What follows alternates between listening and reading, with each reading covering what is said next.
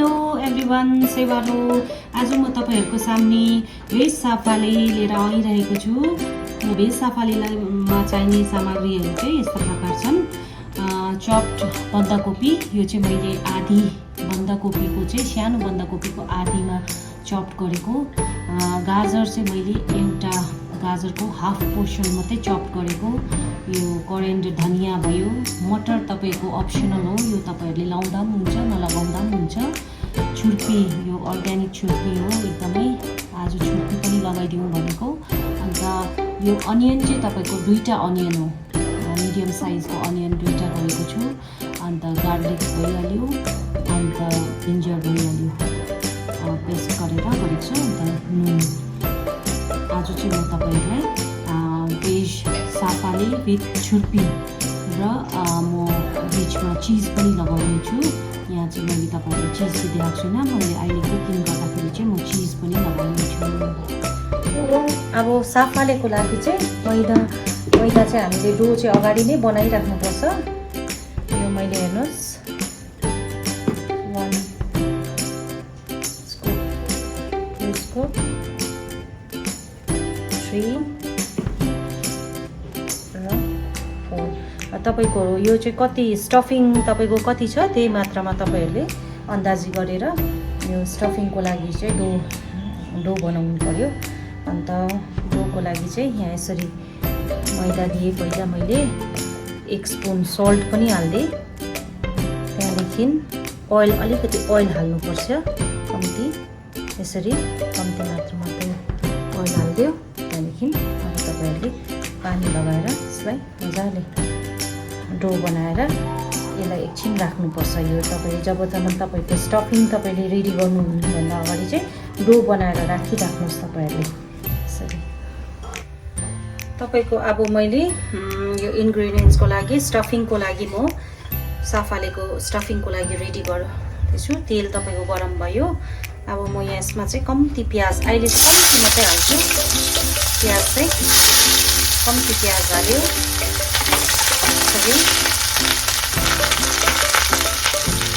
लसुन हाल्यो, garlic, ginger,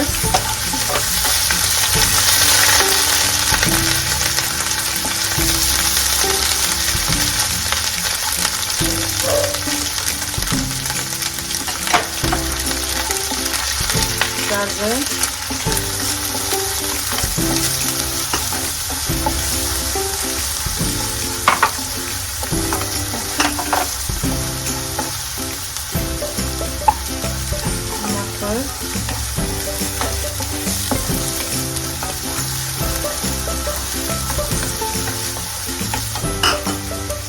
त्यहाँदेखि क्याबेज हाल्नुपर्छ। एकछिनसम्म चाहिँ मजाले फ्राई गर्नुपर्छ।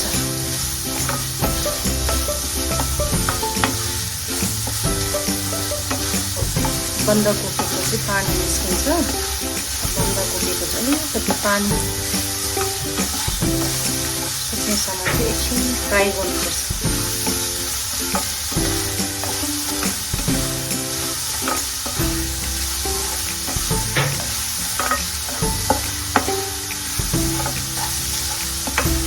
भेज साफाले चाहिँ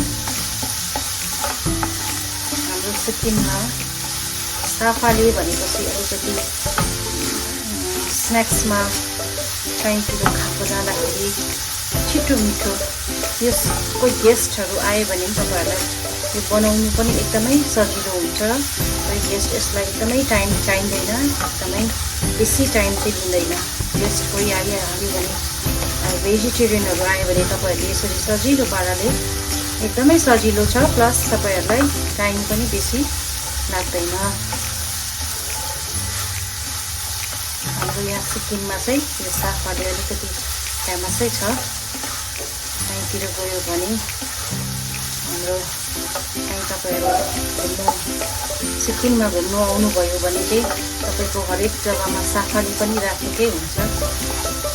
अन्त भेज साफाले र नन भेजको लागि चिकन साफाले चाहिँ एकदमै सिक्किममा चाहिँ यहाँ तपाईँहरूले आएर खान सक्नुहुनेछ, पाउनुहुनेछ। अब यो कोपीले अलिकति पानी छोड्दै जाँदैछ। अलिकति कोपी चाहिँ भुट्नुपर्छ मजाले भुटिसकेपछि चाहिँ तपाईहरुले छुर्पी हाल्दिनुहोस्। छुर्पी लगाउनुहोस्। छुर्पीलाई पनि एकछिनसम्म चाहिँ नुन लगाइदिनुहोस्। नुन अन्दाजी हाल्नुहोस्, तपाईले कति हाल्नुहुन्छ, बेसी हाल्नु हुँदैन।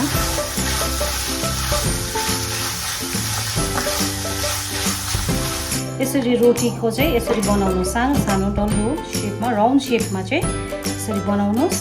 त्यहाँदेखि चाहिँ यो स्टफिङ यसरी यो जुन चाहिँ हामीले फ्राई गरेको थियो मसला चाहिँ यसरी हालिदिनुहोस् है। अन्त त्यहाँदेखि तपाईहरुले यसरी यो छेउबाट चाहिँ यो सबैलाई प्रेस गरिदिनुहोस्। बन्द गर्नु, क्लोज गरिदिनुहोस्। यसरी सबैमा प्रेस गर्दै जानुहोस्। यसरी प्रेस गर्दै जानु भएर चाहिँ यो तपाईको यस्तो हुन्छ। प्रेस सकेपछि चाहिँ यस्तो हुन्छ। अब चाहिँ तपाईले प्रेस गरिसकेपछि एका दोस्रामाथि चाहिँ यसरी डिजाइन बनाउँदै जानुहोस्। यसरी केही गर्नु पर्दैन, सिर्फ खाली एका दोस्रामा यसरी फोल्ड गर्दै यसरी लानुहोस्। केही गर्नु पर्दैन, यसरी डिजाइन यसरी बनाइदिनुहोस्। लास्टमा चाहिँ यसलाई चाहिँ अलिकति प्रेस गरिदिनुहोस् र सबै यो तपाईले क्लोज गरिसकेपछि यसलाई यसरी प्रेस गर्नुहोस्। र तपाईको यो चाहिँ अब तेलमा फ्राई गर्नुपर्छ। यसलाई चाहिँ तेलमा चाहिँ तपाईहरुले यसरी बनाएको चाहिँ यसरी फ्राई गर्दै जानुपर्छ। रातो हुन्जेलसम्म चाहिँ यसलाई फ्राई गर्नुपर्छ।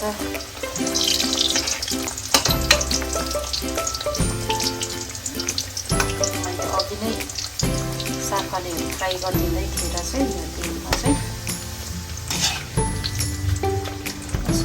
रातो हुन्जेलसम्म कम्ती ग्यासमा तपाईहरुले यसरी रातो हुन्जेलसम्म फ्राई गर्नु पर्यो।